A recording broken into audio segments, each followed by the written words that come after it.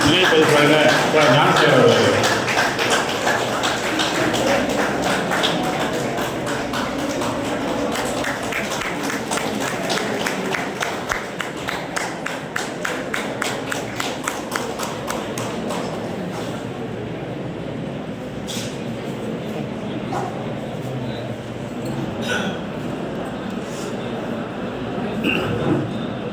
எழுச்சியோடு நடைபெறுகிற அரசு ஊழியர் சம்மேளனத்தினுடைய ஸ்தாபக தலைவர் பாலமோகன் அவர்களுடைய நினைவேந்த நிகழ்ச்சி, அதையொட்டி நடைபெறுகிற கருத்தரங்க நிகழ்வு, இந்த நிகழ்ச்சிகளுக்கு தலைமையேற்று நடத்தி கொண்டிருக்கக்கூடிய அரசு ஊழியர் சங்கத்தினுடைய தலைவர் ரவிச்சந்திரன் அவர்களே, அரசு ஊழியர் சங்கத்தினுடைய சம்மேளனத்தினுடைய செயல் தலைவர் ராதாகிருஷ்ணன் அவர்களே, இந்த நிகழ்ச்சியிலே கலந்து கொண்டு மேடையிலே அமர்ந்திருக்கக்கூடிய அரசு ஊழியர் சங்கத்தின் சம்மேளனத்தினுடைய பொதுச் செயலாளர் குருசாமி அவர்களே, இரண்டு நிகழ்வுகளுக்கும் முன்னிலை பொறுப்பினை ஏற்று நடத்தி கொண்டிருக்கக்கூடிய சம்மேளனத்தினுடைய ஆலோசகர்கள் சீதாராமன் அவர்களே, கீதா அவர்களே, வின்சென்ட் ராஜ் அவர்களே, ஆனந்த கணபதி அவர்களே, கிறிஸ்டோபர் அவர்களே, ஞானசேகர் அவர்களே, அமைப்பு செயலாளர்கள் இளங்கோவன் அவர்களே, கலியபெருமாள் அவர்களே,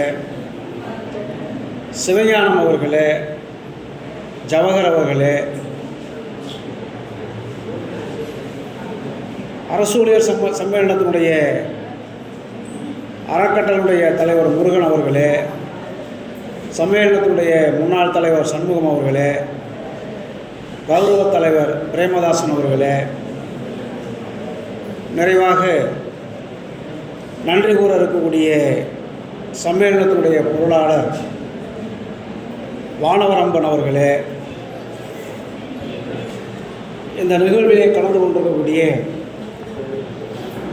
அரசு ஊழியர் சம்மேளனத்தினுடைய முன்னணி ஊழியர்களே,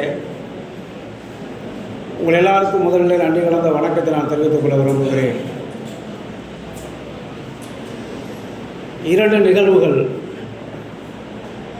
முதலாவது நிகழ்வு ரொம்ப முக்கியமான நிகழ்வு. இன்றைக்கு புதுச்சேரியிலே அரசு ஊழியர்கள் எந்த விதமான பிரச்சனையும் இல்லாமல் அலுவலகத்துக்கு செல்வது, பணியாற்றுவது, ஊழியர்களுக்கான போராட்டங்களில் கோரிக்கைகளுக்கான போராட்டத்தில் ஈடுபடுவது என்று தைரியமாக இன்றைக்கு அரசு ஊழியர்கள் செயல்படுகிறார் என்று சொன்னால் அதற்கு முக்கியமான பங்கு என்பது நம்முடைய ஸ்தாபக தலைவர் பாலமோகனுடைய பங்கு என்பது மிக முக்கியமானது. அநேகமாக ஒரு 18 வயதிலேயே அவர் அரசு ஊழியராக பணியில் சேர்ந்திருப்பார்கள் நினைக்கிறேன். புதுச்சேரியிலே பணியிலே சேர்ந்து இங்கே இருக்கக்கூடிய அரசு ஊழியர்களுடைய நலன்களுக்காக, அவருடைய உரிமைகளுக்காக தொடர்ச்சியான போராட்டங்களை நடத்தி அரசு ஊழியர் சம்மேளனம் என்கிற ஒரு சம்மேளனத்தை உருவாக்குவதற்காக தன்னுடைய வாழ்நாள் முழுவதும் அர்ப்பணித்திருக்கக்கூடிய ஒரு தலைவர் பாலமோகன். இல்லை என்று சொன்னால் புதுச்சேரி அரசு ஊழியர் சம்மேளனம் கிடையாது. ஏராளமான அடக்குமுறைகள், ஏராளமான போராட்டங்கள் நடத்தியிருக்கிறார். அரசினுடைய காவல்துறை ஏராளமான அடக்குமுறையை கட்டவிழ்த்து விட்டிருக்கிறது. பல முறை சிறை தண்டனை அனுபவித்திருக்கிறார். இதெல்லாம் சேர்ந்துதான் இன்றைக்கு ஓரளவிற்கு நாம் பயன்பட்டு கொண்டிருக்கிறோம் என்று சொன்னால் பாலமோகனன் போன்ற தலைவர்களுடைய அர்ப்பணிப்பும் அவர்களுடைய தியாகம்தான் என்பதை நாம் நினைவு கூற வேண்டிய அவசியம் இருக்கிறது. புதுச்சேரியில் மட்டுமல்ல, தமிழ்நாட்டிலேயும் 82க்கு முன்னாடி இருந்த அரசு ஊழியர் சங்கங்கள் அரசு தமிழ்நாடு அரசாங்கத்திற்கு ஜால்ரா போட்டுக் கொண்டிருந்த நிலையில் இதை ஏற்க முடியாது, அரசு ஊழியர்கள் நலன்களை விட்டுக் கொடுக்க முடியாது என்று தமிழ்நாடு அரசு ஊழியர் சங்கம் உருவாக்குவதிலே மிக முக்கிய பங்காற்றியவர் பாலமோகன் அவர்கள். எனவே அப்படிப்பட்ட ஒரு தலைவரை நம்முடைய வாழ்நாள் முழுவதும் நினைவு கூற வேண்டிய அவசியம் இருக்கிறது என்பதை நான் முதலிலே சுட்டிக்காட்ட விரும்புகிறேன். தொடர்ந்து இந்த நிகழ்ச்சிகளை நீங்கள் சிறப்பாக நடத்த வேண்டும் என்று நான் முதலில் கேட்டுக்கொள்ள விரும்புகிறேன். அதேபோன்று எனக்கு கொடுத்திருக்கக்கூடிய தலைப்பு என்பது வருகிற மே மாதம் நடக்க இருக்கிற நாடு தழுவிய அகில இந்திய அந்த பொது வேலை நிறுத்தத்தில் நாம் ஏன் பங்கேற்க வேண்டும் என்கிற இது சம்பந்தமாக ஒரு சில விஷயங்களை நான் உங்கள் முன்னால் கொண்டு வரலாம் என்று கருதுகிறேன். தோழர்களே, நாடு ரொம்ப சிக்கலான நிலைமையில் இருந்து கொண்டிருக்கிறது. ஒரு மோசமான நிலைமைக்கு கொண்டு சென்று கொண்டிருக்கிறார்கள். அவர்களுடைய ஒன்றிய அரசாங்கத்தில் இருக்கக்கூடியவர்களுடைய எண்ணங்கள் முழுவதும் இந்த நாட்டினுடைய கார்ப்பரேட் முதலாளிகளை எப்படி கொழுக்க வைக்க முடியும், அதானி அம்பானி போன்றவர்களை இந்த நாட்டினுடைய இன்னும் சொல்ல போனால் உலகத்தினுடைய நம்பர் 1 பணக்காரர்களாக ஆக்க முடியுமா என்பதுதான் அவருடைய சிந்தனையில் இருக்கிறத ஒழிய சாதாரண அரசு ஊழியர்களுக்கு என்ன சம்பளம் கொடுக்க வேண்டும், அரசு ஊழியர்களுக்கு பழைய ஓய்வூதிய திட்டத்தை கொடுப்பதற்கான என்ன பண்ணுவது, சாதாரண ஏழை எளிய மக்களுக்கு என்ன செய்யலாம் என்பதெல்லாம் அவர்களோட திட்டத்திலே அறவே கிடையாது. எனவே அந்த அடிப்படையில் தான் மத்திய தொழிற்சங்கங்கள் தொடர்ந்து நாம் இந்த கொள்கைகளை எதிர்த்து, நவீன தாராளமய கொள்கைகளை எதிர்த்து தொடர்ந்து களமாடி கொண்டிருக்கிறோம். தொடர்ச்சியான போராட்டங்களை நடத்தி கொண்டே இருக்கிறோம். இதற்கு முன்னதாக 22 அகில இந்திய பொது வேலைநிறுத்தத்தை நடத்தியிருக்கிறோம். ஏராளமான போராட்டங்கள் நடந்து கொண்டே இருக்கிறது. இப்பவும் நடத்த வேண்டிய ஒரு கட்டாயத்திற்கு தள்ளப்பட்டிருக்கிறோம். அநேகமாக நீங்கள் பார்த்தீங்கன்னு சொன்னால் 3வது அரசாங்கம், பாரதிய ஜனதா கட்சியினுடைய 3வது அரசாங்கம் கொஞ்சம் வித்தியாசமானது. நம்ம எல்லாருமே நினைச்சோம், கடந்த ஆண்டு நடைபெற்ற அந்த பாராளுமன்ற தேர்தலிலே பாரதிய ஜனதா கட்சி தனிப்பட்ட முறையில் அறுதி பெரும்பான்மை பெற முடியவில்லை. கடந்த 2 ஆட்சி போல இந்த ஆட்சி கிடையாது என்று எண்ணினோம். ஏனென்றால் அவர்களால் 240க்கு மேலே தாண்ட முடியவில்லை. தனியாகவே அவர்களால் ஆட்சி அமைக்க முடியாது. எனவே இருக்கக்கூடிய மற்றவர்களை இணைத்து கொண்டுதான் இந்த 3வது அரசாங்கத்தை அவர்கள் தேசிய ஜனநாயக கூட்டணி அரசாங்கத்தை அமைத்திருக்கிறார்கள். யார் இணைத்திருக்கிறார்கள்? தெலுங்கு தேசம் கட்சியினுடைய சந்திரபாபு நாயுடு, ஐக்கிய ஜனதா தளத்தினுடைய அவர்களுடைய ஆதரவு, இந்த ஆதரவோடு தான் இந்த அரசாங்கம் நடந்து கொண்டிருக்கிறது. நாம் எல்லாருமே நினைத்தோம் இவர்களுக்கு அறுதி பெரும்பான்மை கிடையாது, எனவே அவர்கள் இஷ்டத்திற்கு ஏற்கனவே இருக்கக்கூடிய அவர்களுடைய அஜெண்டாக்களை, ஆர்எஸ்எஸ் அஜெண்டாக்களை அமலாக்க மாட்டார்கள், கார்ப்பரேட் முதலாளிகளுக்கு ஆதரவான அந்த கொள்கைகளை வேகமாக அமலாக்க மாட்டார்கள், அதற்கு தெலுங்கு தேசம் அனுமதிக்காது, அதற்கு ஐக்கிய ஜனதா தளம் அனுமதிக்காது என்றெல்லாம் நாம் எண்ணினோம். அது இப்போது நாம் எண்ணியது தவறு என்று உணர்த்துகிறது. இன்னும் சொல்ல போனால் கடந்த 2 ஆட்சியில் எவ்வளவு வேகமாக அதை அமலாக்கினார்களோ அதைவிட வேகமாக அமலாக்கி கொண்டிருக்கிறார்கள். எதையும் அவர்கள் பின்வாங்கவில்லை. ஆட்சிக்கு அவர்கள் சொன்னார்கள் நாங்கள் 100 நாட்களில் கார்ப்பரேட் முதலாளிகளுக்கு ஆதரவாக திருத்தி வைத்திருக்கக்கூடிய 4 தொழிலாளர் சட்ட தொகுப்புகளை அமலாக்குவோம், ஒரு சுற்றறிக்கையை போட்டு அமலாக்குவோம் என்று சொன்னார்கள். அதே போன்று நீங்கள் பார்த்தீங்கன்னு சொன்னால் அவர்கள் வழக்கமாக கடைபிடிக்கக்கூடிய இந்துத்துவ கொள்கை, வெறுப்பு அரசியல், இதையும் அவங்க ஒன்றும் விட்டுலாம் வைக்கல, அவங்க அமலாக்கி கொண்டே இருக்கிறார்கள் என்பதை நாம் பார்க்க வேண்டிய அவசியம் இருக்கிறது. இப்போ எதை நிறுத்திட்டாங்க? தனக்கு பெரும்பான்மை இல்லை என்பதற்காக இந்த நாட்டில் சிறுபான்மை மக்களாக இருக்கக்கூடிய இஸ்லாமியர்களை தாக்குவதை நிறுத்திவிட்டார்களா? தேடி தேடி பிரச்சனையை உண்டு பண்ணுகிறார்கள். நமக்கு தென் மாநிலத்தில் ரொம்ப அதிகமாக அதனுடைய இது தெரியல. இங்கே திராவிட இயக்கங்கள், இடதுசாரிகள் வலுவாக இருக்கக்கூடிய மாநிலங்களில் அது பெருசாக நம்ம ஒரு பெரிய தாக்கத்தை ஏற்படுத்தவில்லை, முயற்சி செய்கிறார்கள். ஆனால் இதர வட மாநிலங்களில் நீங்கள் பார்த்தீங்கன்னு சொன்னால் அவர்கள் இந்த சிறுபான்மை மக்களை கடுமையாக தாக்குவதற்கான முயற்சிகளை இன்றும் ஈடுபட்டு வருகிறார்கள். சொல்கிறாங்க, எல்லா மசூதிகளையும் இடிக்க வேண்டும். இந்த மசூதி இருந்த இடத்துல ஏற்கனவே கோவில் இருந்தது, எனவே இது ஆய்வுக்கு உட்படுத்த வேண்டும். சில கீழமை நீதிமன்றங்கள் அதற்கு ஆதரவாக தீர்ப்பு சொல்கிறாங்க. தோழர்களே, நீங்கள் புரிஞ்சுக்கணும், இன்றைக்கு கீழமை நீதிமன்றமாக இருந்தாலும் சரி, உயர்நீதிமன்றமாக இருந்தாலும் சரி, உச்ச நீதிமன்றமாக இருந்தாலும் சரி, பெரும்பான்மையான நீதிபதிகள் RSSஐ சார்ந்தவர்கள் நியமிக்கப்பட்டிருக்கிறார்கள் என்பதை நாம் உணர்ந்து கொண்டு செயல்பட வேண்டும்.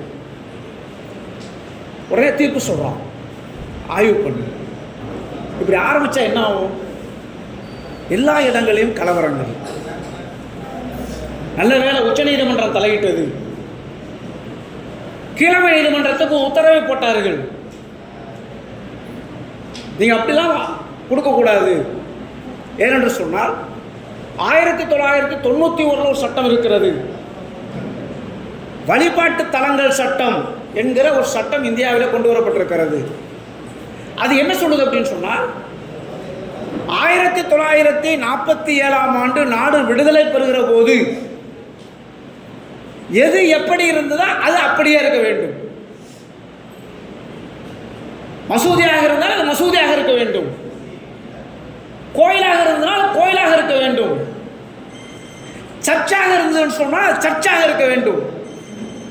எனவே நீங்கள் இப்படியெல்லாம் போய் தீர்ப்பு கொடுத்துட்டு இருக்காங்க ஐயா என்று சொன்ன பிறகுதான் கொஞ்சம் ஓய்ந்திருக்கிறது. அடுத்து நீங்கள் என்ன கொண்டு வராங்க? இப்போ நீங்கள் அரசு ஊழியர் சங்கத்தில் நம்ம கோரிக்கை என்ன வச்சுக்கிட்டே இருக்கிறோம்?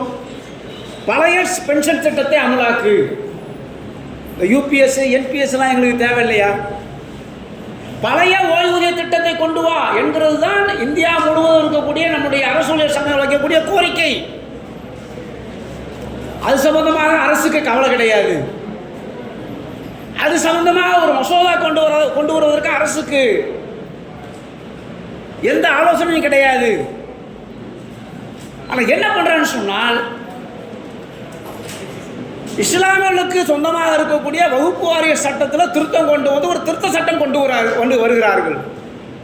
இப்போ என்ன பிரச்சனை? இப்போ இதுக்கு இப்போ யாராவது கோரிக்கை வச்சாங்களா? நாட்டில் யாராவது எந்த எதிர்கட்சிகளாவது கோரிக்கை வச்சார்களா? அல்லது இஸ்லாமியர்கள் யாராவது கோரிக்கை வச்சாங்களா? ஏன் அதில் அம்மா சீரியஸாக பண்ணிட்டு இருக்கிற அரசாங்கம்? ஏனென்று சொன்னால், தொடர்லே நீங்கள் இந்தியாவில் அதிகமான சொத்து இருக்கக்கூடிய 3 துறைகள். ஒன்று டிஃபென்ஸ், இராணுவத்துறை, அதுக்கு தான் அதிகமான சொத்து இருக்குது நாட்டில். ரெண்டாவது ரயில்வே துறை, மூணாவது வகுப்பு வாரியத்துக்கு தான் அதிகமான சொத்து இருக்கிறது. அந்த சொத்தை ஆட்டைய போடுவதற்கான ஏற்பாடு தான் இரவு முழுக்க 2 மணி வரைக்கும் விவாதம் நடைபெற்று எதிர்க்கட்சிகளுடைய மிகப்பெரிய எதிர்ப்புக்கு எதிராக அந்த சட்டத்தை கொண்டு வருகிறார். நான் அது உள்ளே போக விரும்பல, அதில் நேரம் அதிகமாகும். ஸோ நீங்கள் பார்த்தீங்கன்னு சொன்னால் ஒரு பக்கம் இப்படி சிறுபான்மை மக்களை பிரச்சனையாக்குவது, அவமதிப்பது, இரண்டாம் தர குடிமக்களாக அவர்களை பாவிப்பது, அவர்களை நிற்கதியாக்குவது, இப்படிப்பட்ட அந்த வேலையை ஒரு பக்கம் செய்து கொண்டிருக்கிறார்கள். இன்னொரு பக்கம் நீங்கள் பார்த்தீங்கன்னு சொன்னால் கார்ப்பரேட் முதலாளிகளுக்கு ஆதரவாக எவ்வளவு என்னென்ன வேலைகளை செய்ய முடியுமோ அவர்களுக்கு ஆதரவாக அதையெல்லாம் செய்து கொண்டிருக்கிறார்கள் என்பதை நாம் புரிந்து கொள்ள வேண்டும். நீங்கள் அந்த தொழிலாளர் சட்டம் 44 சட்டங்கள் ஏற்கனவே போராடி பாராளுமன்றத்தில் நிறைவேற்றப்பட்டிருக்கக்கூடிய 44 சட்டங்கள் இருக்கிறது. இந்த 44 சட்டங்களை 4 தொகுப்புகளாக மாற்றுவது என்று முடிவு பண்ணார்கள். எந்த தொழிற்சங்கமும் டிமாண்ட் வைக்கல. இந்தியாவில் இருக்கக்கூடிய எந்த தொழிற்சங்கம் அப்படி ஒரு டிமாண்டே வைக்கல. அவன் என்ன சொல்கிறான்னு சொன்னால், ஆனால் அது கோரிக்கை வைத்தது யார் என்று சொன்னால் இந்த நாட்டினுடைய முதலாளிகள், இங்கே தொழில் தொடங்க வரக்கூடிய பன்னாட்டு முதலாளிகள். உங்கள் நாட்டினுடைய தொழிலாளர் சட்டங்களை எல்லாம் மாற்ற வேண்டும். ஆனால் சொல்கிறவன் நாட்டில எல்லாம் இதே மாதிரி சட்டம் இருக்குது. அது கொரியாவிலிருந்து வரக்கூடிய முதலாளி சொன்னான்னா கொரிய நாட்டினுடைய சட்டம் வந்து இதை விட கடுமையாக இருக்குது. தொழிலாளியை பாதுகாப்பதற்கான சட்டங்கள் நிறைய இருக்குது. ஆனால் அவர்கள் சொல்லுகிறார்கள் இந்தியாவில் இருக்கக்கூடிய தொழிலாளர் சட்டங்களை, இப்போ இருக்கக்கூடிய சட்டங்களை மாற்ற வேண்டும் என்று சொல்லுகிற அந்த கோரிக்கையை ஏற்றுத்தான் இந்த 4 தொகுப்புகளாக கொண்டு வந்து நிறுத்தியிருக்கிறார்கள். மாநில அரசாங்கங்களை நெருக்குகிறார்கள். பல மாநில அரசாங்கங்கள் அதற்கான விதிகளை உருவாக்கி அமுலாக்குவதற்கு தயார் நிலையில் இருக்கிறார்கள். புதுச்சேரி உட்பட, தமிழ்நாடு உட்பட. நீங்கள் ஒன்று புரிஞ்சுங்க, நீங்கள் அநேகமாக தமிழ்நாடு அரசாங்கத்தை, இது புதுச்சேரி அரசாங்கத்தை பொறுத்தவரையில் கிட்டத்தட்ட பிஜேபியும் அவர்களும் ஒன்றாகவே ஆகிவிட்டார்கள். பெரிய மாற்றம் என்பது கிடையாது. நீங்கள் அருகாமையில் இருக்கக்கூடிய தமிழ்நாடு அரசாங்கத்தை பொறுத்தவரையில் நீங்கள் வந்து ஆர்எஸ்எஸ்னுடைய கொள்கைகளை வேகமாக அவர்கள் எதிர்த்தாலும், பிஜேபி எதிர்த்தாலும், ஆனால் ஒன்றிய அரசாங்கம் என்ன கொள்கைகளை அமலாக்குகிறார்களோ அதை விட வேகமாக அமலாக்கக்கூடிய அரசாங்கம் தான் இந்த அரசாங்கங்கள் என்பதை புரிந்து கொள்ள வேண்டும். கேரளா வேணா விதிவிலக்காக இருக்கலாம், இடதுசாரி அரசாங்கங்கள் வேணா விதிவிலக்காக இருக்கலாம். ஆனால் மற்ற அரசாங்கங்கள், மற்ற மாநில அரசாங்கங்கள் இந்த சட்டத்தை அமல்படுத்துவதற்கான எல்லா வேலையும் செய்து கொண்டிருக்கிறார்கள். எனவே தான் நாங்கள் சொன்னோம், தொழிற்சங்கம் சொன்னது, மத்திய தொழிற்சங்கம் சொன்னது, மோடி அவர்களே 100 நாட்களுக்குள் இந்த சட்டத்தை நீங்கள் அமலாக்குவீர்கள் என்று சொன்னார். என்றைக்கு இந்த சட்டம் இந்தியாவில் அமலாகுதோ அன்றைக்கே வேலை நிறுத்தம் துவங்கும் என்று சொன்னார்கள். ஸ்டாப் பண்ணிட்டான். ஆனால் அதை வந்து திரும்பலாம் பெறல. தலையில் தொங்கிக்கிட்டே இருக்குது, கத்து தொங்கிக்கிட்டே இருக்குது. எப்போ வேணாலும் அது இறங்கும். நீங்கள் அநேகமாக இந்த சட்டங்கள் அமலாகும் என்று சொன்னால் அரசு ஊழியர்கள் உட்பட இந்தியாவில் இருக்கக்கூடிய உழைப்பாளி மக்கள் கடுமையான சுரண்டலுக்கு ஆட்படுவார்கள். 8 மணி நேர வேலை என்பது பிரச்சனைக்குரியதாக மாறும். அதை தோழர்கிட்ட கேட்டேன், அரசு துறைகளில் 8 மணி நேரம் வேலை இருக்கா, அதிகமாக இருக்கா அப்படின்னு. சில துறைகளெல்லாம் விதிவிலக்கு இருக்கும், பெரும்பாலான துறைகளில் 8 மணி நேரம் வேலை இருக்குது அப்படின்னு சொன்னார். ஆனால் தமிழ்நாட்டில் நான் பார்க்கக்கூடிய இடங்கள்லாம் நீங்கள் பார்த்தீங்கன்னு சொன்னால் பல துறைகளில் 8 மணி நேரம் வேலை கிடையாது. காலையில் அவங்க 9 மணிக்கு வேலைக்கு போனாங்கன்னு சொன்னால் இரவு 8 மணி 9 மணி வரைக்கும் கூட வேலை செய்யக்கூடிய நிலைமைக்கு தான் இன்றைக்கு தமிழ்நாட்டில் கூடிய அரசு ஊழியர்கள் தள்ளப்பட்டிருக்கிறார்கள். நீங்கள் தமிழ்நாட்டில் அதை விட நிலைமை மோசம், தொழிற்சாலையில் அதை விட நிலைமை மோசம். நீங்கள் பாண்டிச்சேரியில் இருக்கக்கூடிய கடைகள் மற்றும் நிறுவனங்களில் நீங்கள் 8 மணி நேரம் வேலை இருக்கிறதா?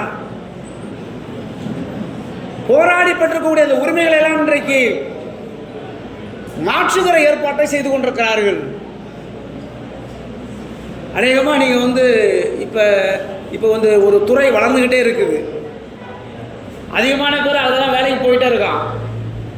நம்முடைய பிள்ளைகளே அதெல்லாம் படிக்க வைக்கிறோம். இது ஐடி. ஐடியில் வேலை செய்யக்கூடியவருடைய நிலைமை, பசங்களுடைய நிலைமை என்ன தெரியுமா? கொத்தடிமைகளாக வேலை செய்து கொண்டிருக்கிறான். இப்போ கொரோனா வந்த பிறகு என்னாச்சு அப்படின்னு சொன்னால், எல்லா நிறுவனங்களும் என்ன பண்ணான்னு சொன்னால், வீட்டில் இருந்தே வேலை பாருங்கன்னா, ஒர்க் ஃப்ரம் ஹோம் அப்படின்னா. நம்மளோட நினச்சான் வீட்டிலே இருந்து வேலை பார்க்கலாம், அப்பா அம்மாவோட இருக்கலாம், மனைவியோடு இருக்கலாம் அப்படின்னு ரொம்ப சந்தோஷம் உனக்கு. நீ வீட்டுக்கு வந்து பார்த்த பிறகு தான் தெரியும், நீ வேலை செய்கிறதுல எனக்கு கேமராவில் காட்டணுன்றான். இவன் அந்த நேரம் போக முடியாது. என்ன நிலைமைன்னு சொன்னால், அவன் வீட்டில் தான் வேலை செய்வான். காலையில் 8 மணிக்கு அவன் ரூமுக்குள்ளே போனான்னு சொன்னால் 2 மணிக்கு வெளியில் வருவான். எதுக்கு? சாப்பிட.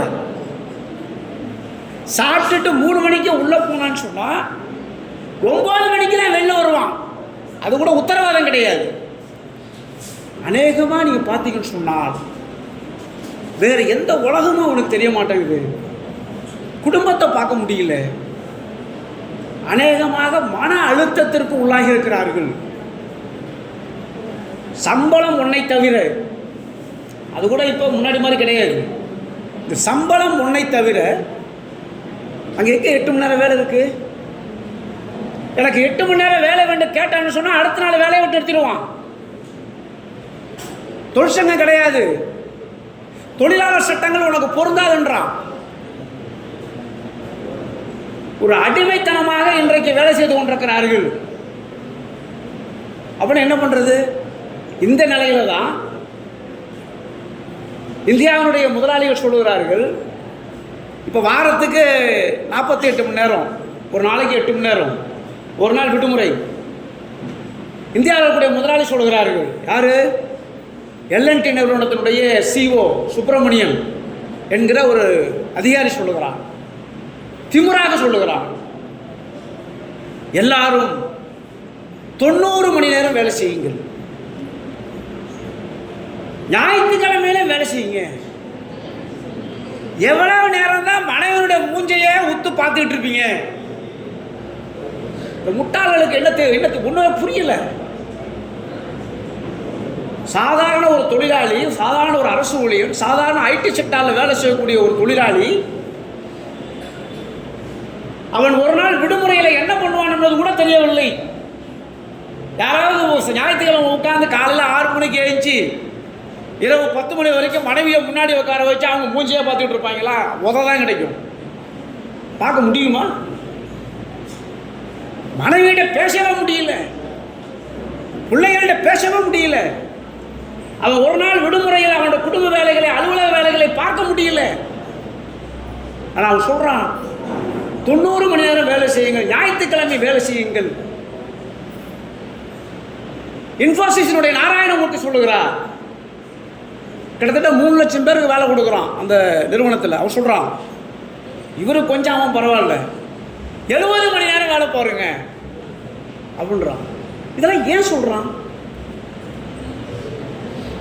இதெல்லாம் ஏன் சொல்கிறாங்க? நாராயணமூர்த்தி 70 மணி நேரம் வேலை செய்யணும்னு சொன்னால் 3 லட்சம் ஊழியர்களில் ஒரு 50,000 பேரை வேலையை விட்டு அனுப்பிச்சிடுவான்.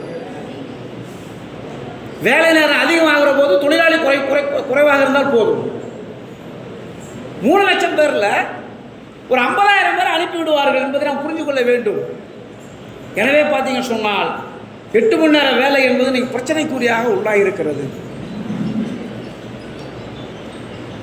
அதே போல் நீங்கள் பார்த்தீங்கன்னு சொன்னால், இப்போ நீங்கள் வந்து பாண்டிச்சேரியில் இந்த புரிந்துணர்வு ஒப்பந்தமும் போடுவாங்க, எல்லா மாநிலத்திலும் போடுவான். ஊரில் உள்ள முதலாளிலாம் கூப்பிட்டு, நாட்டில் இருக்கக்கூடிய முதலாளிலாம் கூப்பிட்டு 1000 கோடி அவர் வந்து மூலதனம் போடுகிறார், பெரிய தொழிற்சாலையை ஆரம்பிக்க போகிறார், ஒரு புரிந்துணர்வு ஒப்பந்தம், 3000 பேருக்கு வேலை கொடுக்க போகிறார் என்றெல்லாம் அவர் வந்து ஒப்பந்தத்தை போடுவார்கள். 3000 பேருக்கு வேலை, ஒரே கைத்தட்டுறது தான். ஒரே பத்திரிகைலாம் பார்த்தீங்கன்னா பயங்கரமான பிரம்மாண்டமான விளம்பரம். உண்மையிலே அப்படி கிடையாது.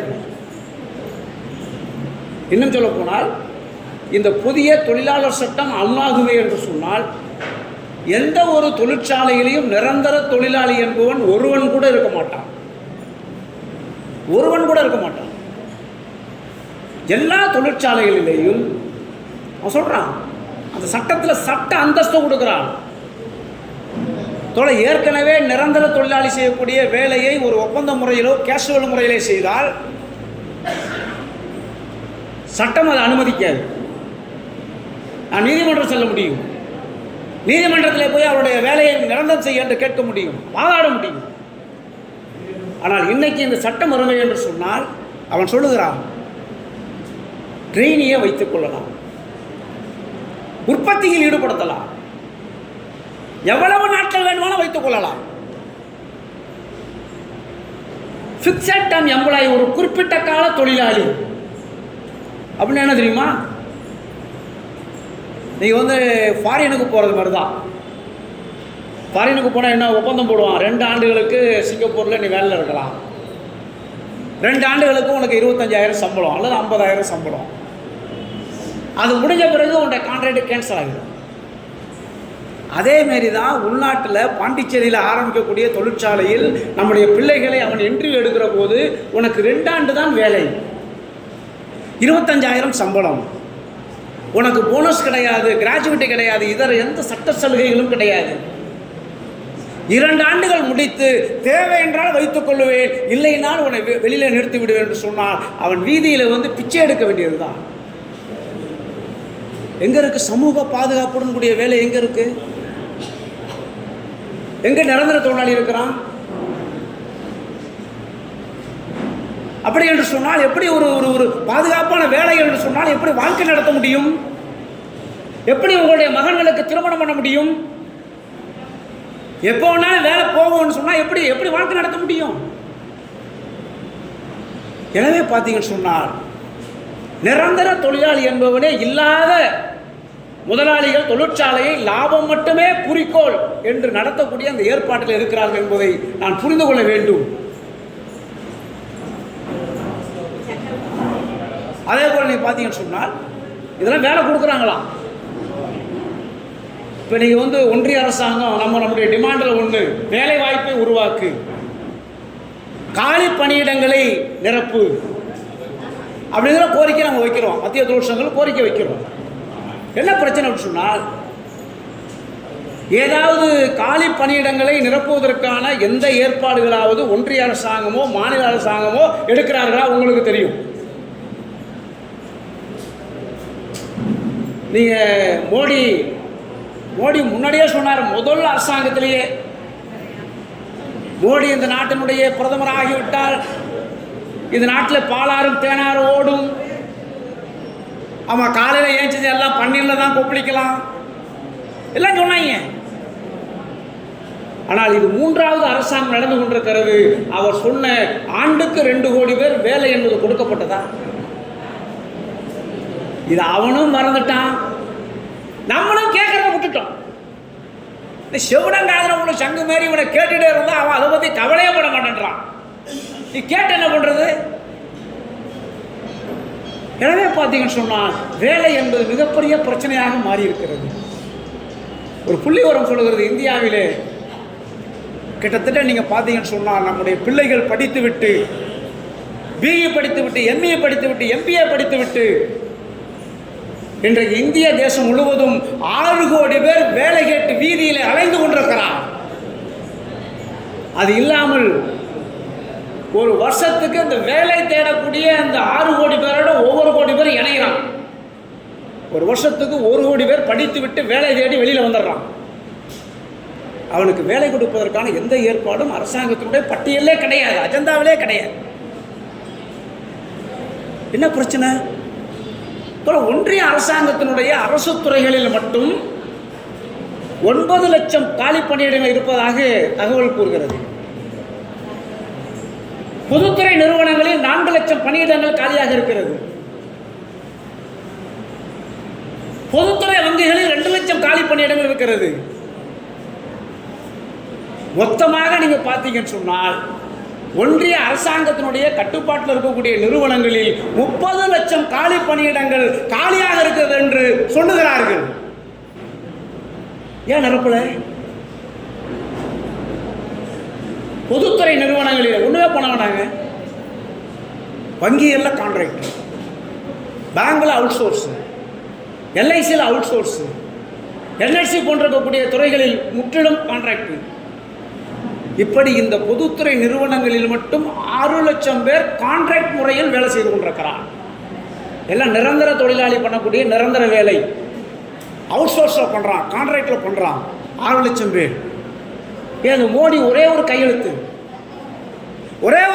போட்டால் 6 லட்சம் பேர் நிரந்தரமாகி விடுவான். அவன்லாம் நிரந்தர தன்மை கொண்ட வேலையில் வேலை செஞ்சுட்டு இருக்கிறான். சும்மா ஹெல்ப்பர் வேலைலாம் பார்க்கல. என்ன கேவலமான விஷயம் என்று சொன்னால், அரசு துறையிலேயே, ஒன்றிய அரசாங்கத்தினுடைய அரசு துறைகளிலேயே, மாநில அரசாங்கத்தினுடைய அரசு துறைகளிலேயே அவுட் சோர்ஸ் வைத்துக் கொள்ளலாம், கான்ட்ராக்ட் வைத்துக் கொள்ளலாம். நீங்க ரயில்வேல 4 லட்சம் பணியிடங்கள் க்ளோஸ் பண்ணிட்டான். ரயில்வேல 4 லட்சம் நிரந்தர வேலை வாய்ப்பு இருக்கக்கூடிய அந்த காலி பணியிடங்களை ஒழித்துவிட்டு எல்லா இடங்கள்லையும் contract system, out source system. நீ என்ன பண்ண போறீங்க? அரசு என்ன பண்ண போகுது? நாம் ஒரு பக்கம் காத்திட்டு இருக்கிறோம், சமூக நீதியை கடைபிடிக்க வேண்டும், இடஒதுக்கீட்டை கராராக அமலாக்க வேண்டும். எங்க இடஒதுக்கீடு இருக்கும்? பொதுத்துறையில் வேலைக்கே ஆள் எடுக்க மாட்டான், அரசு துறைகளில் வேலைக்கே ஆள் எடுக்க மாட்டான். ஆள் எடுத்தால் தானே ரிசர்வேஷனு, இடஒதுக்கீடு. காலி பணியிடங்களை நீங்கள் நிரப்பவில்லை என்று சொன்னால், காலி பணியிடங்களை அவுட் சோர்ஸ் பண்ணுகிற ஏற்பாடு இருக்கும் என்று சொன்னால், அங்கே இடஒதுக்கீடு முற்றிலுமாக அமலாகாது என்பதை நாம் புரிந்து கொள்ள வேண்டும். சில பேர் பேசிட்டே இருப்பான், சமூக நீதி சமூக நீதி, இதுக்குள்ளே வரமாட்டாங்க. ஏழை பார்த்தீங்கன்னு சொன்னால் வேலை வாய்ப்பு என்பது மிகப்பெரிய பிரச்சனையாக மாறி இருக்கிறது. நமக்கு இன்னொரு கோரிக்கை என்னன்னு சொன்னால், இந்த நாட்டினுடைய பொதுத்துறையாக இருக்கக்கூடிய நேருவால் இந்த நாட்டினுடைய பொதுத்துறை நிறுவனங்களை இந்த நாட்டினுடைய கோயில்னு சொல்லக்கூடிய மக்களுடைய வரிப்பணத்தில் உருவாக்கி இருக்கக்கூடிய பொதுத்துறை நிறுவனங்களை தனியாருக்கு விற்பதற்கு அனுமதிக்க மாட்டோம். எவன் விட்ட சொத்தை எவன் எடுத்து கொடுப்பது? ஒன்றிய அரசாங்கம் வரிஞ்சு கட்டி நிற்கிறாங்க. இன்னும் சொல்ல போனால் மோடி 3வது முறையாக பிரதமராக இருந்து கொண்டிருக்கிறார். இந்த 10 ஆண்டுகளில் இந்த ஆட்சியாளர்கள், பிஜேபி ஆட்சியாளர்கள் ஏதாவது இந்தியாவிலே ஒரு பொதுத்துறை நிறுவனத்தை உருவாக்கி இருக்கிறார்களா? விரல் விட்டு சொல்ல முடியுமா? கேரள மாநில அரசாங்கம் பல பொதுத்துறையை உருவாக்கி இருக்கிறார்கள்.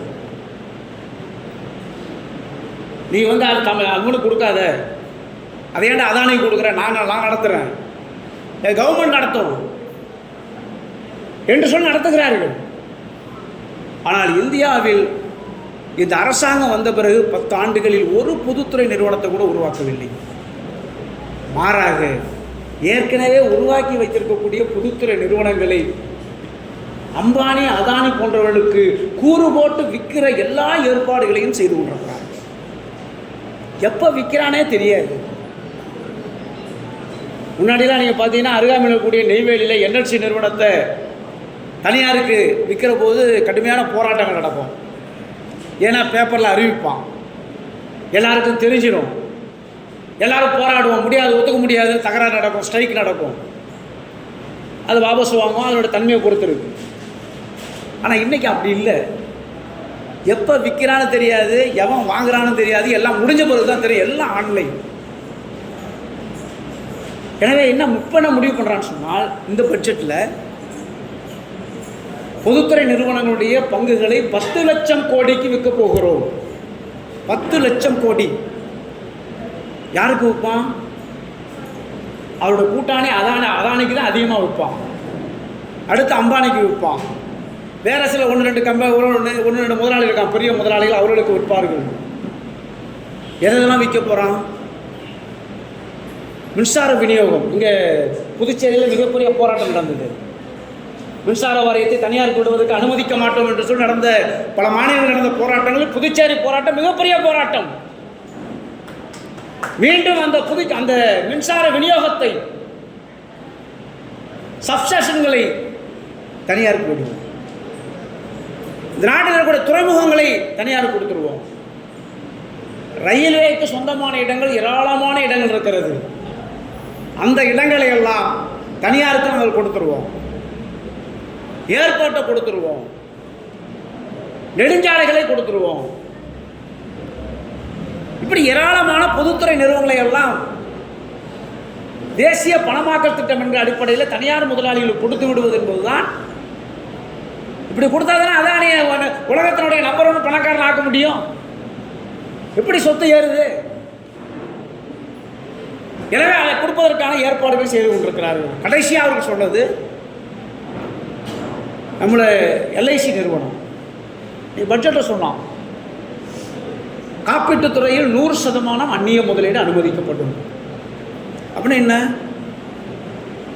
பொன்முட்டை விடக்கூடிய நம்முடைய அந்த வாக்கு எல்ஐசியை கழுத்த திருவுரை ஏற்பாடு தான். எதுக்கு இப்போ எல்ஐசியை எல்ஐசியினுடைய பொதுத்துறை நிறுவனத்தை தனியாருக்கு கொடுக்க வேண்டிய அவசியம் எங்கிருந்து வருகிறது? தோழர்களே, உலகத்திலேயே அதிகமான பாலிசி வைத்திருக்கக்கூடிய நிறுவனம், உலகத்திலேயே அதிகமான சொத்து வைத்திருக்கக்கூடிய நம்பர் 1 நிறுவனம் எது என்று சொன்னால் காப்பீட்டு நிறுவனத்தில் இந்தியாவில் செயல்படக்கூடிய எல்ஐசி நிறுவனம் தான் முதன்மையான நிறுவனமாக இருக்கிறது என்பதை புரிந்து கொள்ள வேண்டும். அந்த நிறுவனத்தை ஒழித்து கட்டுவதற்கான எல்லா ஏற்பாடுகளையும் செய்து கொண்டிருக்கிறார்கள். தோழர்களே, அது நீங்கள் 1956க்கு முன்னாடி காப்பீட்டுத் துறைகள் தனியாரிடம் இருந்தது. அவனால் எந்த மக்களுக்கும் பணம் கொடுக்க முடியல. பாலிசியை வாங்கிட்டு ஏமாற்ற ஆரம்பிச்சிட்டானுங்க. மக்களுக்கு எந்த இது கொடுக்க முடியல. அப்படி ஒரு பிரச்சனை வருகிற போது நேரு பிரதமராக இருந்தபோது 1956இல் இந்த காப்பீட்டு நிறுவனங்களெல்லாம் ஒன்றாக இணைத்து பொதுத்துறை நிறுவனமாக உருவாக்கப்பட்டது. அது உருவாக்கப்படுகிற போது அதனுடைய மூலதனம் என்பது வெறும் 5 கோடி ரூபாய். அரசு கொடுத்தது 5 கோடி ரூபாய். இன்னைக்கு எல்ஐசி நிறுவனத்தினுடைய சொத்து மதிப்பு எவ்வளவு தெரியுமா தோழர்களே? 38 லட்சம் கோடி. ஆலமரம் போல் வளர்ந்திருக்கிறது. 40 கோடி பாலிசி போட்டிருக்கிறாங்க. இந்தியாவில் இருக்கக்கூடிய குடும்பங்களே 32 கோடி குடும்பங்கள் தான் இருக்கு. 32 கோடி குடும்பம் தான் இருக்கு. ஆனால் அவர்கள் போட்டிருக்கக்கூடிய பாலிசி என்பது 40 கோடி பாலிசி போட்டிருக்கிறார்கள். 1,08,000 ஊழியர் வேலை பார்த்து கொண்டிருக்கிறார். 13 லட்சம் முகவர்கள் வேலை பார்த்து கொண்டிருக்கிறார்கள். ஒட்டுமொத்தமாக 14 லட்சம் பேர் குடும்பங்களுக்கு வேலை வாய்ப்பை ஏற்படுத்திருக்கக்கூடிய ஒரு மிக முக்கியமான நிறுவனம். ரொம்ப குறைச்சி மதிச்சிடாதீங்க. அரசுக்கு ஒவ்வொரு ஆண்டும் பல 1000 கோடி ரூபாய் டிவிடெண்டாக கொடுக்கிறார்கள். புயலடிக்கிறதா? இயற்கை சீற்றங்களால் மக்கள் பாதிக்கப்படுகிறார்களா? இதை வச்சுக்க என்று கொடுக்கக்கூடிய அரசுக்கு பல்வேறு நிதிகளை கொடுக்கக்கூடிய ஒரு அற்புதமான நிறுவனம். அதனுடைய கழுத்தை நெரிக்கக்கூடிய வேலையை தான் இன்றைக்கு திட்டமிட்டு இந்த அரசாங்கம் செய்து கொண்டிருக்கிறது. இதை ஏற்றுக்கொள்ள முடியுமா? நீங்கள் நம்மளே யாராக இருந்தாலும் சரி, நம்மளாக இருந்தாலும் சரி, ஏழை எளிய மக்களாக இருந்தாலும் சரி, ஒரு பாலிசி போட வேண்டும் என்று சொன்னால் உடனே நம்ம மனதுக்குள்ளே வருவது எல்ஐசி தான். ஏன்னா எவனையும் நம்ப முடியாது. எல்லாம் வாங்கிட்டு கிளம்பிடுவான். எனவே இது பொதுத்துறை நிறுவனம். அரசு நமக்கு பாதுகாப்பு என்கிற அடிப்படையிலே இன்றைக்கு அதில் முதலீடு செய்கிறார்கள். ஆனால் நீங்கள் பார்த்தீங்கன்னு சொன்னால் அது பிரச்சனை. அப்புறம் நம்ம வைக்கக்கூடிய ஒரு கோரிக்கைனா, நாங்கள் தொழிற்சங்கங்கள் வைக்கிற போது வெறும் ஊதிய உயர்வு, தொழிலாளர் சட்டங்களை வாபஸ் வாங்கு அப்படின்னா ஜனங்கள் என்ன பண்ணுறாங்கன்னு சொன்னால், இப்படி இவ்வளோ கோரிக்கை மட்டும் வச்சுக்கிறாங்க, இது எங்களுக்கெல்லாம் லாபம்னு கேட்பாங்கள்ல. அதனால தான் மத்திய தொழிற்சங்கங்களுடைய முதல் கோரிக்கை என்னன்னு சொன்னால், விலைவாசி உயர்வை கட்டுப்படுத்து.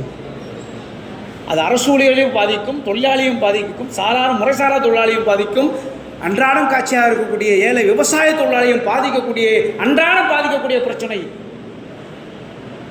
ஏதாவது அரசாங்கம் சொன்னா கவலைப்படுறானா?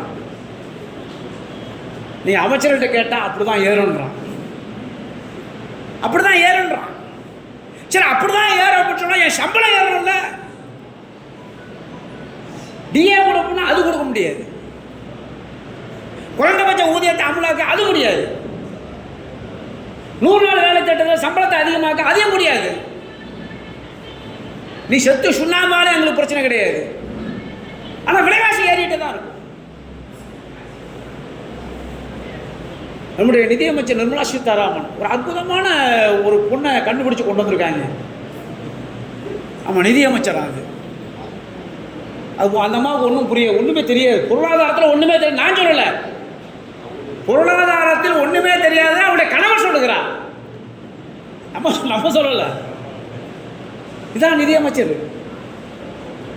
விலைவாசியை கட்டுப்படுத்துகிற நடவடிக்கை எடுக்கலாம், அது வாய்ப்பு இல்லை.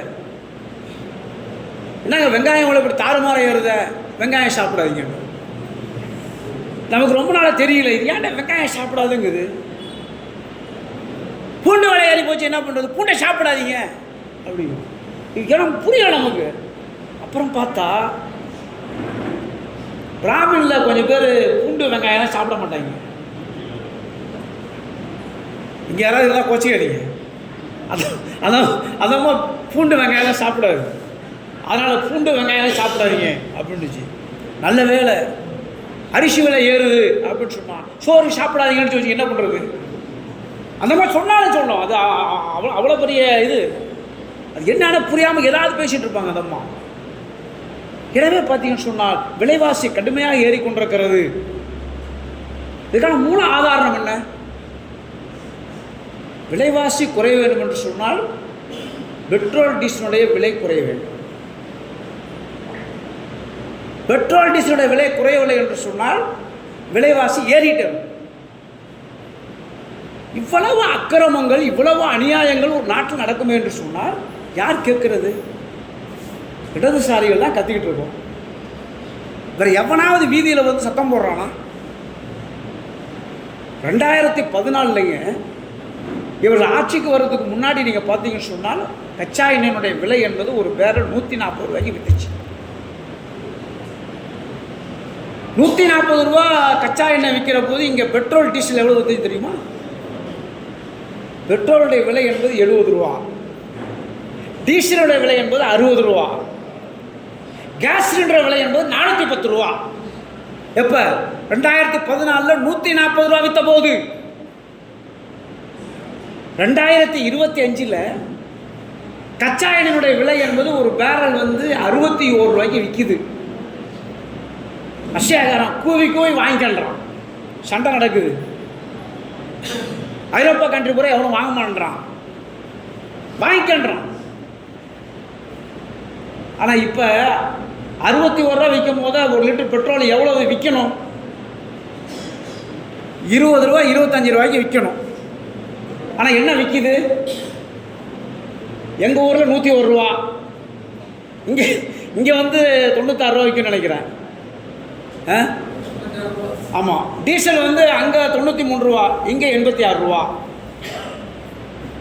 சிலிண்டர் வந்து அங்கே வந்து 868 ரூபா, இங்கே 865 ரூபா. புதுச்சேரியில் இது ஒன்று தான். இங்கே புதுச்சேரியில் இருக்கிறவங்க அனுபவிக்கிறது ஒன்று தான், கொஞ்சம் கம்மியாக இருக்கும். ஆனால் இது இது இது இது இது இது எங்கேயாவது ஏற்றுக்கொள்ள முடியுமா? எவ்வளவு அக்கிரமம் என்று சொன்னால், பாரதிய ஜனதா ஆட்சிக்கு வந்த பிறகு மோடி பிரதமரான இந்த 9 ஆண்டுகளில் இந்த மக்கள் மீது வரி மேலே வரி போட்டு, பெட்ரோலிய பொருட்களுக்கு வரி போட்டு, கிட்டத்தட்ட பார்த்தீங்கன்னு சொன்னால் இந்த 9 ஆண்டுகளில் கிட்டத்தட்ட 27 லட்சம் கோடி ரூபாய் அரசினுடைய கஜானாவிற்கு கொண்டு போயிருக்கிறார், கொள்ளையடித்திருக்கிறார். இதனுடைய பலன் வந்து எண்ணெயினுடைய விலை குறைகிற போது பலன் வந்து மக்களுக்கு கிடைக்கவில்லை, அதை பூரா கொள்ளையடித்து அரசுக்கு கொண்டு போயிருக்கிறார். ஒரு பக்கம் கொள்ளையடித்து அம்பானி சொத்து சேர்த்திருக்கிறார், ஒரு பக்கம் கொள்ளையடித்து அதானி சொத்து சேர்த்திருக்கிறார். இது குறைக்கவே இல்லையே. நீங்கள் இந்த பட்ஜெட்டில் சொல்கிறாங்க சமையல் சிலிண்டருக்கான பெட்ரோலிய பொருட்களுக்கான மானியம் வந்து 2700 கோடி ரூபாய் வெட்டு. நீங்கள் வெட்டுன்னு வரும்போதே விலை உயரும்னு நீங்கள் புரிஞ்சுக்கணும். 2700 கோடியா வெட்டலாம், அப்பே விலை ஏறும். ஏற்றிட்டான்ல 50 ரூபா சிலிண்டருக்கு ஏற்றிட்டான்ல. 2700 கோடி ரூபா வெட்டிட்டு இந்த 50 ரூபா ஏற்றுறதுனால 7000 கோடி வருமானம் அரசுக்கு. என்ன பண்ணுவீங்க? திடீர்னு பார்த்தீங்கன்னா போன ஆண்டு மோடிக்கு ஞானோதயம் வந்துருச்சு. எப்போ? மார்ச் 8ஆம் தேதி சர்வதேச பெண்கள் தினத்தன்னைக்கு அவருக்கு ஞானோதயம் வந்து பெண்கள்லாம் ரொம்ப கஷ்டப்படுறாங்க, உடனே ஒரு சிலிண்டருக்குடைய விலையை வந்து 100 ரூபா குறைக்கிறேன் அப்படின்னாரு. எல்லாம் ஒரே கைத்தட்டல், பெண்கள்லாம் வரவேற்பு, ஆஹா ஓஹோ அது ஜிங்கடி பூரா எல்லாம் ஒரே பட்டாசு வெடித்தான். நான் என்ன கேட்குறேன், வருஷம் தான் பெண்கள் தினம் வருது, மார்ச் 8 வருது, ஏன் இந்த வருஷம் அவர் சொல்லலை? சொல்லுங்க பார்ப்போம்.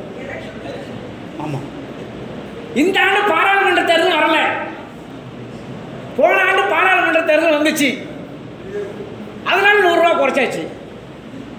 இந்த ஆண்டு 50 ரூபா ஏற்றியாச்சு. எனவே இப்படி போனிச்சு அப்படின்னு சொன்னால் விலைவாசி வந்து குறைவதற்கான எந்த ஏற்பாடும் கிடையாது என்பதை நான் சுட்டிக்காட்ட விரும்புகிறேன். தொடர்ந்து அப்புறம் ஒரு 2-3 கோரிக்கைகள் என்பது இருக்காது. உங்கள் கோரிக்கை ஒன்று முக்கியமான கோரிக்கை, பழைய பென்ஷன் திட்டத்தை அமலாக்கு. எம்மா நாளைக்கு தான் கேட்குறது. 30 ஆண்டுகள் 35 ஆண்டுகள் 40 ஆண்டுகள் இந்த அரசாங்கத்திற்காக உழைத்து ஓடாய் தேய்ந்து என்னுடைய குடும்பத்தை பார்க்க முடியவில்லை, பிள்ளைகளை படிக்க வைக்க முடியவில்லை, ஒரு இடத்துல இருக்க முடியவில்லை, ஊராக அலைய வேண்டியிருக்கு. இவ்வளவையும் செய்துவிட்டு எனக்கு ஓய்வூதியம் கொடு என்று சொன்னால் அது மறுப்பதில் என்ன நியாயம் இருக்கிறது? பழைய ஓய்வூதிய திட்டம் நான் என்ன கேட்குறேன்னு சொன்னால், ஏற்கனவே பழைய ஓய்வூதிய திட்டம் இருக்கும்போது என்ன நாடு அப்படியே கடலில் கரைஞ்சி போச்சு. இப்போ புதிய ஓய்வூதிய திட்டம் வந்த பிறகு இப்போ நாடு என்ன சுபிச்சமாக இருக்குது? சொல்லுங்கள் பார்ப்போம். அன்னைக்கு நடந்ததில் நாடு நடத்திக்கிட்டு தானே இருந்தா, ஒன்றும் பிரச்சனை இல்லையே. அன்னைக்கு எல்லாம் நடந்துகிட்டு தானே இருந்தது. எனவே பார்த்தீங்கன்னு சொன்னால் ஒரு அற்புதமான திட்டம். 40 ஆண்டுகள் 35 ஆண்டுகள் அரசு பணியில் ஈடுபட்டிருக்கிற போது கடைசியாக 58 வயதில் 60 வயதில் ஓய்வு பெறுகிற போது வேறு என்னங்க தெரியும்? போய் வருவாயத்தில் இருக்கிறவங்க போய் மறுபடியும் ஏதாவது வேலை பார்க்க முடியுமா? ஒன்றும் பண்ண முடியாது. அவர் போய் ஏதாவது ஏர் விட முடியுமா? இல்லை கொத்தனார் வேலை பார்க்க முடியுமா? செக்யூரிட்டி வேலை பார்க்க முடியுமா? எந்த வேலையும் தெரியாது அவருக்கு. அதனால தான் அரசாங்கம் என்ன முடிவு செய்தான்னு சொன்னால், அவர் ஓய்வு பெறுகிற போது வாங்கக்கூடிய அடிப்படை சம்பளத்தில் 50% ஓய்வூதியமாக கொடுப்பது என்பது ஏற்கனவே நடைமுறையில் இருந்து 2003க்கு முன்னாடி நடைமுறையில் இருந்த விஷயம். இன்னும் சொல்ல போனால் அவர் பணியில் இருந்த காலத்தில் கையில் வாங்கின பணத்தை விட ஓய்வு பெற்ற பிறகு அதிகம் வாங்குவார். ஏன்னா இருக்கும் போது அவர் பேங்க் லோன் வாங்கியிருப்பார், அந்த லோன் வாங்கியிருப்பார், எல்லாம் வாங்கி பிடிச்சிட்டு கம்மியாக தான் காசு கொடுப்பான். ரிட்டையர்ட் ஆன பிறகு அதை விட அதிகமாக கையில் வாங்குவார். ஒரு நல்ல வாழ்க்கை வாழ்ந்தார்கள். ஆனால் இன்னைக்கு என்ன சொல்கிறான், அது கொடுக்க முடியாது. நேஷனல் பென்ஷன் ஸ்கீம் புதுசாக உட்காந்து யோசிக்கிறானுங்க. இல்லை புதுசாக என்னமோ இருக்கிற மாதிரி நேஷனல் பென்ஷன் ஸ்கீம். அப்புறம் கொஞ்ச நாள் ஆராய்ச்சி பண்ணி கண்டுபிடிச்சாங்க யுனைடெட் பென்ஷன் ஸ்கீம். இது வேண்டுமானாலும் சேரலாம், அது வேண்டாலும் சேரலாம். ரெண்டுமே எனக்கு வேணான்னு சொல்கிறேன், ஏன்டா இதை சொல்கிற? இந்த 2 சனியனே வேணான்னு தான் நம்ம சொல்கிறோம். ஏற்கனவே இருந்த ஓல்டு பென்ஷனை கொடு அப்படின்னா எவனாவது கவலைப்படுறானா? சொல்கிறான். ஓய்வு பெறுகிற போது கடந்த ஓராண்டுகளில் 12 மாதம் வாங்கின ஆவரேஜ் சம்பளம், ஏன் கடைசியில் வாங்கின சம்பளத்தை எடுக்க வேண்டியதானே? எல்லாத்துலேயும் பிரச்சனைங்க. எப்படி சுரண்டுறது? 12 மாதம் ஆவரேஜ்னா குறைஞ்சிடும்ல. நீ கடைசி மாதத்தை எடுப்பா கரெக்டாக நம்ம வேலைக்கு போயிடுவோம். அது ஏதாவது இன்க்ரிமெண்ட் வரும், எல்லாம் சேர்த்து அதிகமாக வரும். கடைசி ஒரு வருஷத்தினுடைய 12 மாதத்தினுடைய ஆவரேஜ் அப்படின்னா அது குறையும். அப்புறம் 10% நீ கொடு. நீ அரிசி எடுத்துடுவா, நான் வந்து உமி எடுத்துடுவேன், 2 பேரும் ஊதி ஊதி சாப்பிடலான்ற மாதிரி தான். நீ 10% கொடு, நான் 14% ஏற்கனவே கொடுத்துக்கிட்டு இருந்தேன், அது 18% தரேன், பாதி வாங்கிக்க. 25 வருஷத்துக்கு கீழே வேலை செஞ்சா விகிதாச்சார அடிப்படையில் ஏதாவது கொடுக்குறோம். 10 ஆண்டுகள் வேலை பார்த்தா 10,000 ரூபா கொடுக்குறோம்.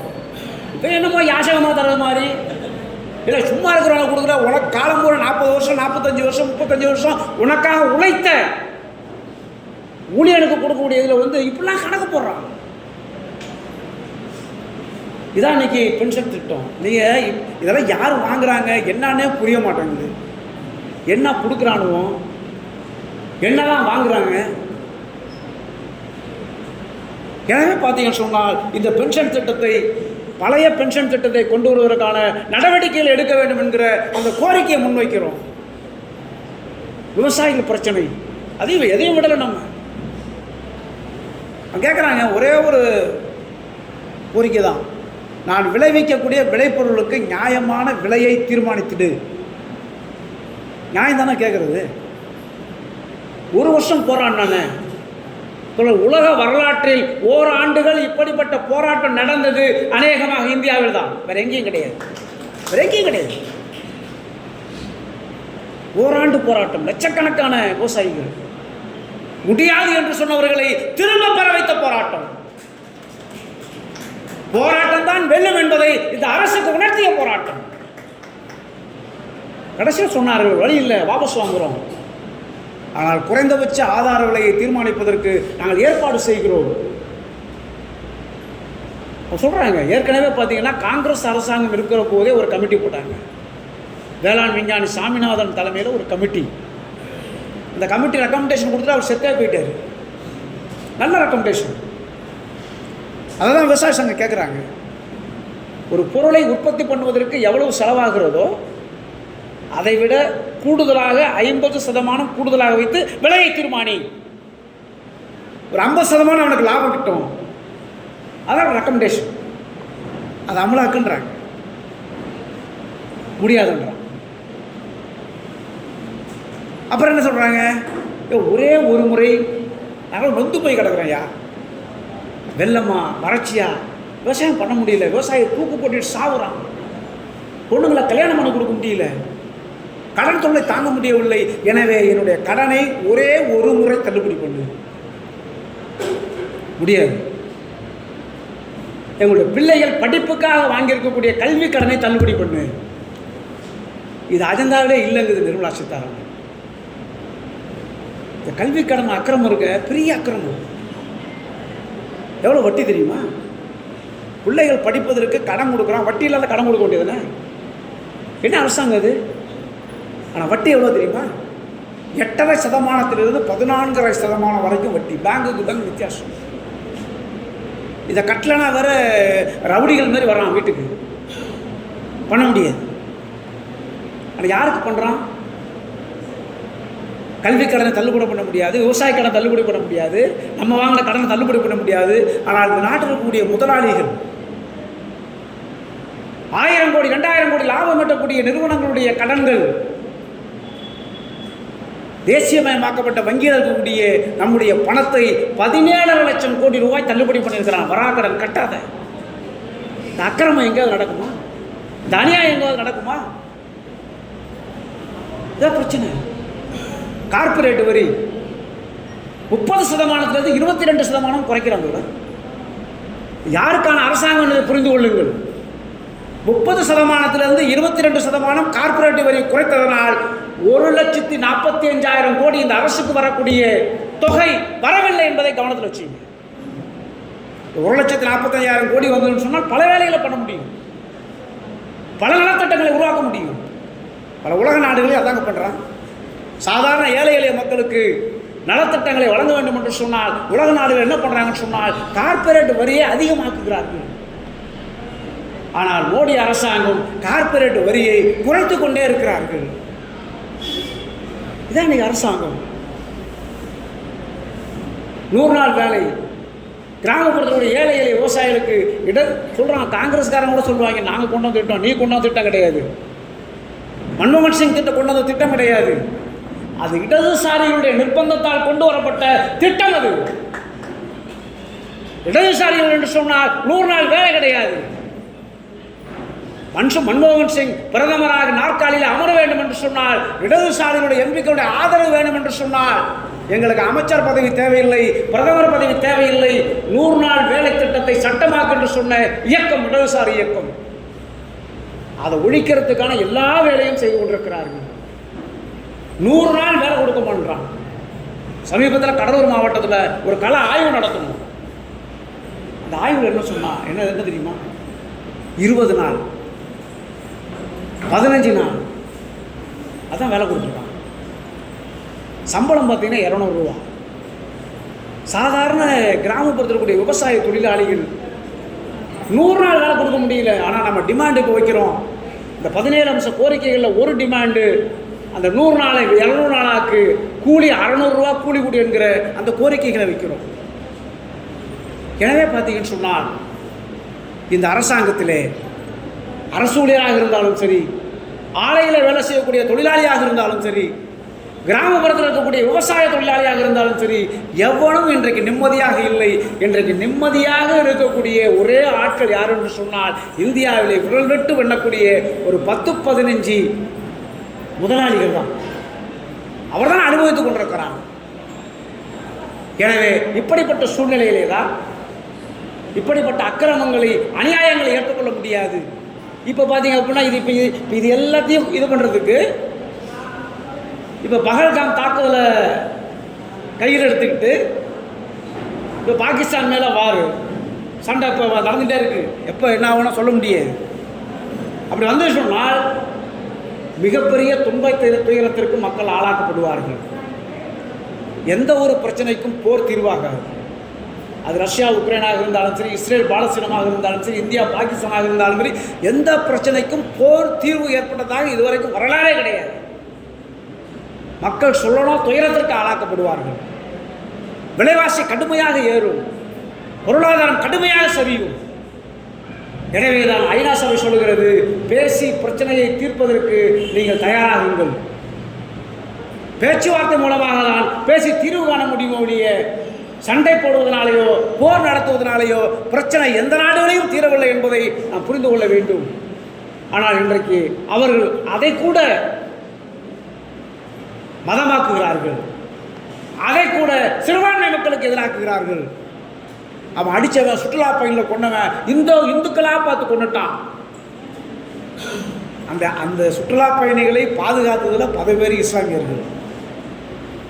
அந்த குதிரையை வைத்துக் கொண்டு அந்த இது பண்ணிட்டு இருந்தானே, அந்த குதிரை வியாபாரி, அந்த சுற்றுலாவில் குதிரைலாம் ஏற்றிட்டு போவாங்கள, அந்த குதிரை வைத்திருந்தவர் வந்து இஸ்லாமியர். அவர் செத்துட்டாரு. எனவே பார்த்தீங்கன்னு சொன்னால், எதை எடுத்தாலும் அதுக்குள்ள ஒரு பிரச்சனை, அதுக்குள்ள மதம், அதுக்குள்ள பிரிவினை என்கிற அப்படிப்பட்ட போக்கிலே தான் இன்றைக்கு ஒன்றிய அரசாங்கம் நடந்து கொண்டிருக்கிறது. எனவே இதை அனுமதிக்க முடியாது என்ற அடிப்படையிலே தான் இந்தியாவில் இருக்கக்கூடிய மத்திய தொழிற்சங்கங்கள் எல்லாம் ஒன்றாக சேர்ந்து 17 அம்ச கோரிக்கைகளை முன்வைத்து வரக்கூடிய மே மாதம் 20ஆம் தேதி ஒரு நாடு தழுவிய பொதுவேலை நடத்துவது என்று முடிவு செய்திருக்கிறோம். ஆதரவு பெருகிக் கொண்டே இருக்கிறது. அரசு ஊழியர் சங்கத்தினுடைய மகா சம்மேளனம் இன்றைக்கு அறிவித்திருக்கிறார்கள். வங்கி ஊழியர் சங்கம் இந்த போராட்டத்திற்கு ஆதரவாக நாங்கள் போராட்டத்திலே வேலைநிலையத்திலே பங்கேற்போம் என்று அறிவித்திருக்கிறார்கள். எல்ஐசியில் இருக்கக்கூடிய தொழிற்சங்கங்கள் நாங்களும் இந்த போராட்டத்தில் கலந்து கொள்கிறோம், போராட்டத்தை வெற்றிகரமாக வேலைநிலையத்தை வெற்றிகரமாக்குவோம் என்று இன்றைக்கு களத்திலே குதித்திருக்கிறார்கள். இன்னும் இருக்கக்கூடிய பல சங்கங்கள், இன்னும் சொல்ல போனால் இந்தியாவிலே போராட்டம் நடக்கிற போது, வேலைநிறுத்தம் நடக்கிற போது தொழிற்சங்கத்தில் இல்லாத தொழிலாளிகள் கூட இந்த வேலைநிலையத்தில் பங்கேற்கக்கூடிய நிலைமை என்பது கடந்த காலத்தில் இருந்திருக்கிறது. எனவே அப்படிப்பட்ட அனைத்து பகுதி மக்களையும் பாதிக்கக்கூடிய இந்த 17 அம்ச கோரிக்கைகளை நிறைவேற்ற வேண்டும் என்கிற இந்த தேசபக்த போராட்டத்திலே நடைபெறுகிற நாடு தழுவிய போராட்டத்திலே மே 20ஆம் தேதி நடக்கக்கூடிய இந்த போராட்டத்திலே நாமெல்லாம் பங்கேற்போம். புதுச்சேரியிலே வேலை நிறுத்தத்தை பொது பந்தாக பொது வேலைநிறுத்தத்தை பந்தாக மாற்றுவோம் என்று இங்கே இருக்கக்கூடிய மத்திய தொழிற்சங்கம் முடிவு செய்திருக்கிறார்கள். அந்த வகையிலே இந்த போராட்டத்தில் நீங்களெல்லாம் கலந்து கொள்ள வேண்டும், எல்லாரையும் கலந்து கொள்ள வைக்க வேண்டும் என்று சொல்லி வாய்ப்புக்கு நன்றி கூறி நிறைவு செய்கிறேன். நன்றி, வணக்கம்.